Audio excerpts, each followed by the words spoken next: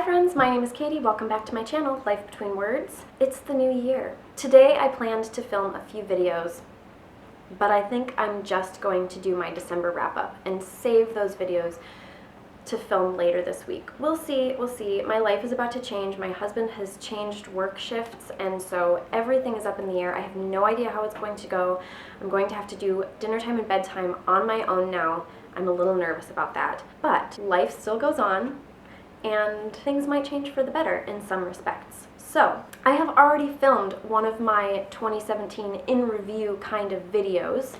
I still need to film my 2017 favorite books of the year. I still need to talk about my goals for the upcoming year, but let's start with a December wrap-up, shall we? I started the month with My True Love Gave to Me by well, it was edited by Stephanie Perkins. This is a YA anthology. It came out a few years ago. It was really popular on BookTube. I haven't seen it around in a while, but it's been on my shelf, and I decided to read it because it's Christmassy.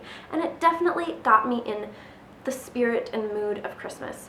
I loved reading it when we had my tree up with all the lights and I was listening to Christmas music. It's my favorite time of year to cozy up and read. Like most anthologies, I think this one was hit or miss. I gave it an overall star rating of 3. And I got that number by averaging all of the stories. There was one 5-star story in there. That was Kirsten White's Welcome to Christmas, California. I gave 4.5 stars to 2 other stories, Angels in the Snow by Matt de la Peña, and It's a Yuletide Miracle, Charlie Brown by Stephanie Perkins. Those were by far my top 3 stories. They hit all the right notes. They were sweet and Christmassy, but touched on some deeper themes.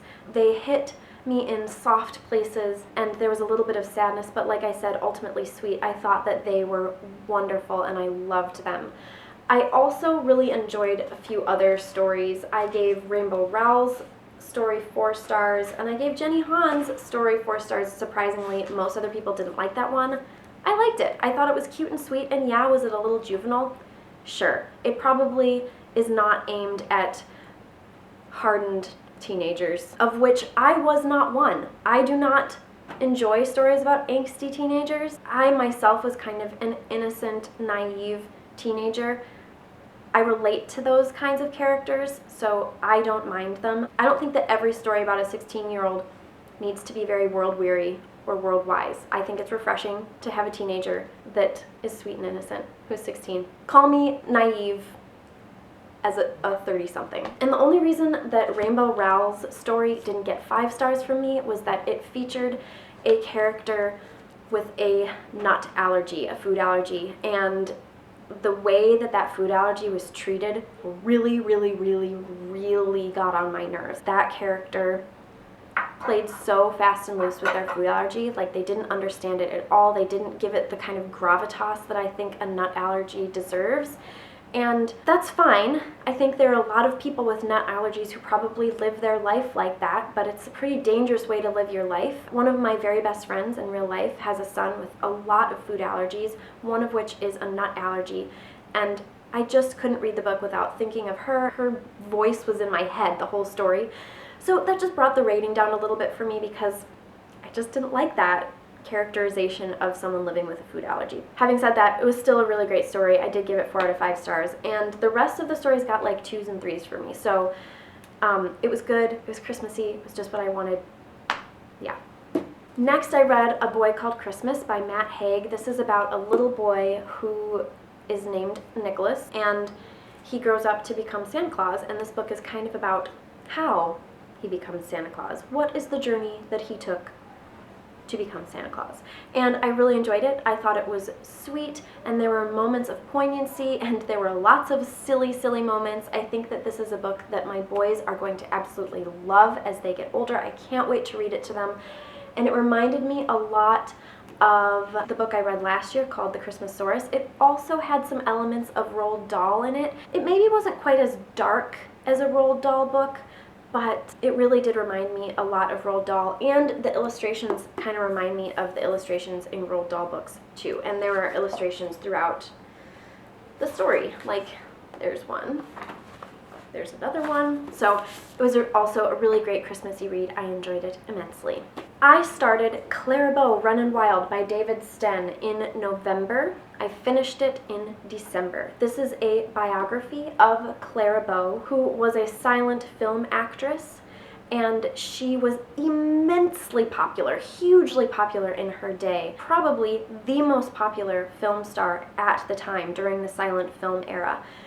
But when talking films came along, she kind of faded into obscurity. I had never heard of her, ever. I don't even remember exactly how she came across my path, but I'm glad she did. I loved reading about her. I've become obsessed with early Hollywood, particularly early Hollywood stars. I will put a card up here, I think. That's the side of the screen it goes on.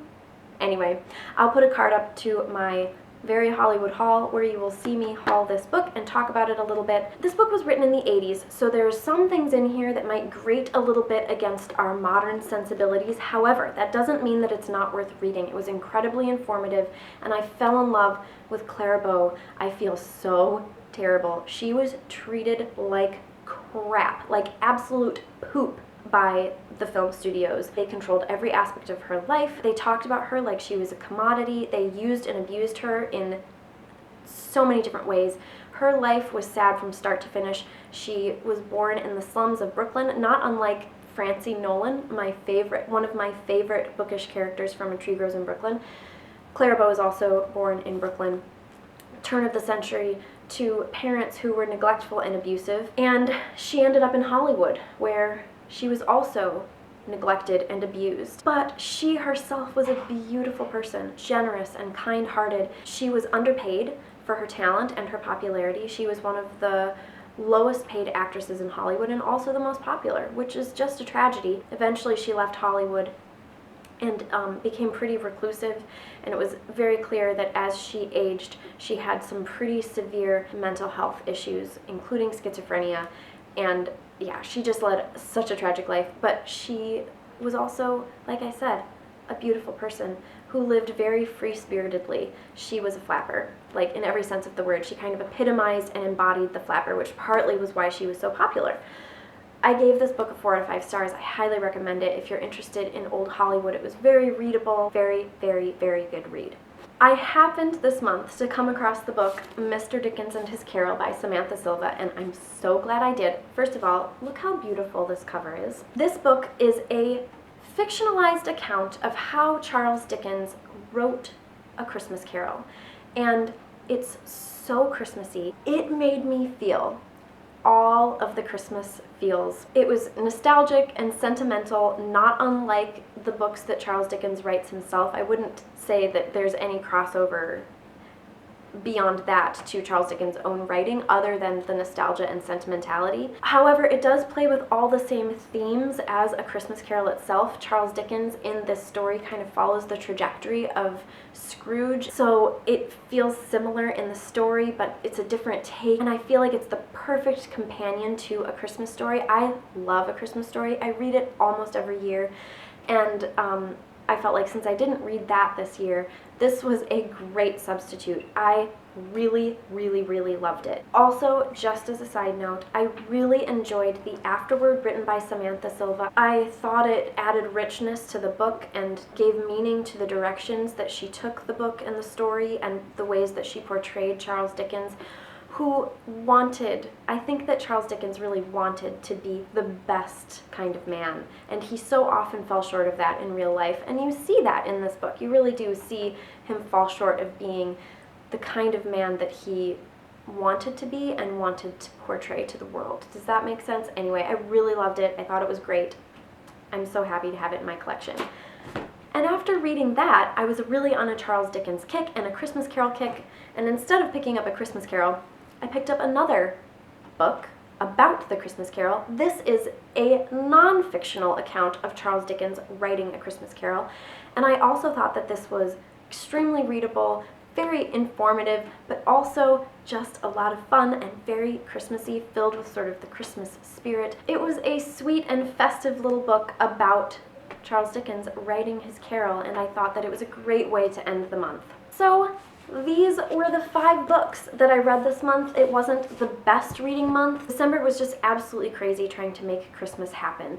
And it was wonderful. It was filled with a lot of really sweet moments. Christmas morning was the best. I had such a wonderful day, and New Year's was also wonderful. My little brother flew in from Seattle, and then my other brother's family drove up from Illinois, and we had a great New Year's and celebrated a little bit more Christmas with my extended family. I hope that you guys are having a great beginning to your 2018. I will talk to you all later. Bye! Part of the reason why I'm not going to do more filming is that I already filmed this and then realized that my camera wasn't recording.